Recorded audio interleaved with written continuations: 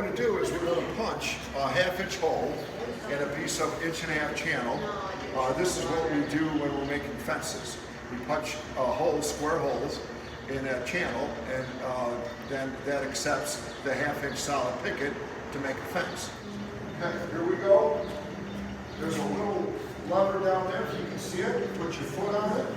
Oh, underneath that. Can you see that? That's all right. Just put your foot inside. Stop down.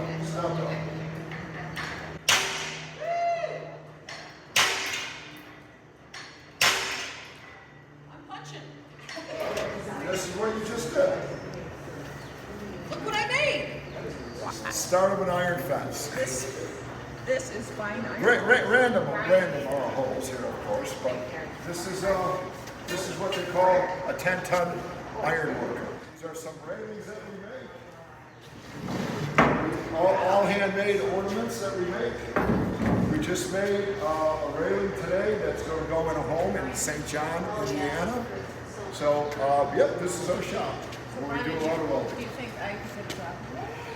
You know what? I think you could get a job here. I mean, you just did an amazing job on the punching, so, you know, that's the first step. Right. Right. But anyway, but thank you for... This is the first time I've been inside this shop. Really? It's good to know what goes on. No kidding. Yeah. Well, if you want, we can kind of walk through a little bit. These are the welders over here. These are called MIGs. MIGs. How do you spell it? M-I-G. MIG. MIG. Okay. MIGs. But when there's more than one, they're MIGs. The plural is Right. MIGs. So anyway, what it is, it's a nozzle. You can grab that. That's not on. But what it is, it's a wire feed. The wire comes out of the machine, and this is our gas. So when we make the stripe from the ground, yeah, but it's not going to do anything because it's not. But what it will do is it will send this wire that comes out, and then that's how you start your welding. Yep, you weld with that. Absolutely. Okay. Yeah, we could do some welding if you like. That seems like it would be good video. Because then there'll be sparks.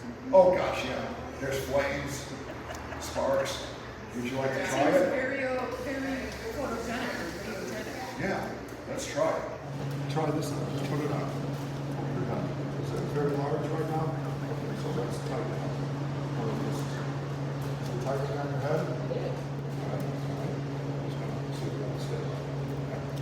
There you go. Look at she looks like an iron worker already. All right. Are you ready to do a little welding? Oh!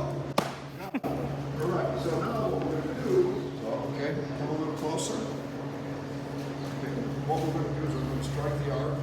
You're going to watch it. And then what we're going to do is I'm going to let you try it. Okay? Here we go. Ready?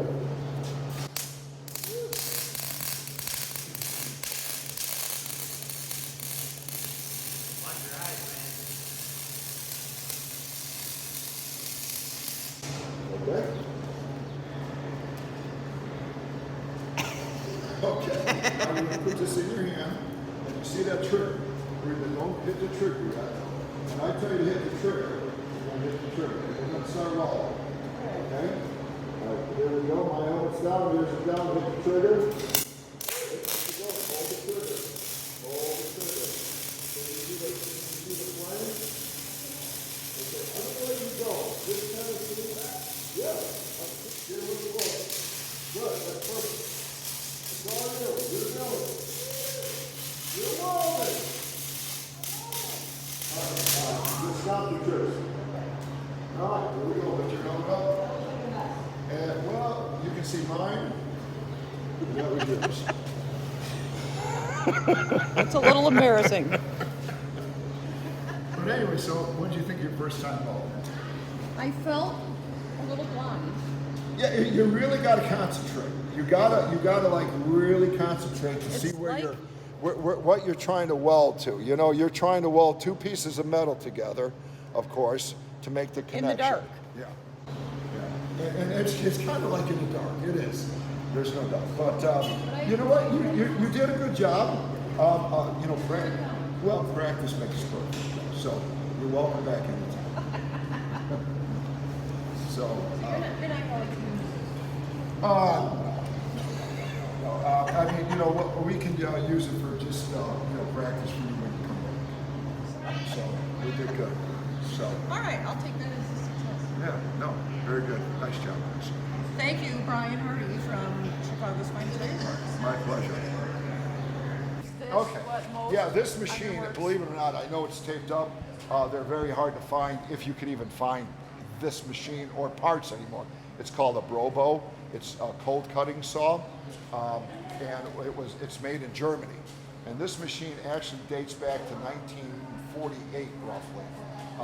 And So what's so great about it? well, what's so great about it is that they're almost indestructible. I mean, they will just cut. This motor, you got to just be careful. Everything's, got to be viced down, clamped down. So when you're cutting through, like, you could cut through a solid 2-inch piece of square steel with this saw. Just slow cutting, and it's like I said, I've had this saw since I started 35 years ago, and it was old when I bought it. Like our drill press over here too. Let's talk about that. Yeah, our drill press over here. Again, this machine Recognize here. the drill. Right, exactly. There's. And of course, you just, come down onto your steel. But what I'm just saying, if you're not clamped down all the way, and holding it firmly, this thing will twist you around, make you look like a pretzel. So the best thing to do is, like I said, just always respect the machines in here. So. That sounds like a motto of Chicago's Finest Ironworks. It is. Yeah, all my guys, you know what? I mean, we have safety, safety's first all the time. We always talk about safety. Here's one of my employees, Brian. And Brian, right? Do I not talk about safety constantly? Always have your glasses on, no matter what. I always keep my glasses on. Yeah, safety glasses, work boots, gloves. So, like, do you do most of you make the pieces here and then you bring them on site? We do. install Then them? we ship them out to the site. Yes, I am. Thank you. So what we'll do is we fabricate here. We also, if it needs to be painted, we paint here, and then we bring it out to the field, and then we install it. Whether it's a spiral staircase, whether it's a fence, a railing, pergolas. But yeah, so what we do is and then our work truck is outside, and that has big welders on it, and then it has all the tools that we would need. So, have you seen does fashion come and go in the iron world? Yeah, we do. Yeah, you know what? Yeah, Popular now, back in or- the 70s, iron was real popular in the homes. Like in a tri-level. You had a tri-level when you came into the house and you went upstairs to the 3 bedrooms and a bathroom.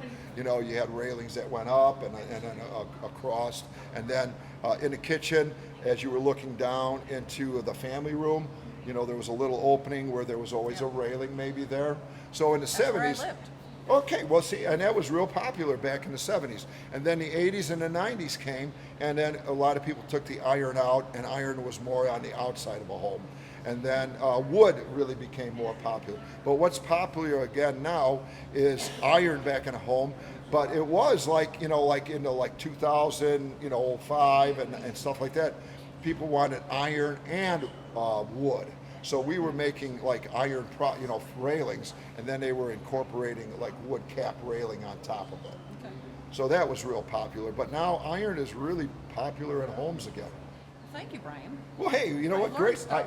Great. I'm glad you guys were here. And like I said, I've been in Lansing for 35 years, and I plan on staying here for a lot longer. I love doing what I'm doing, and I love serving, the Lansing community and the Chicagoland area.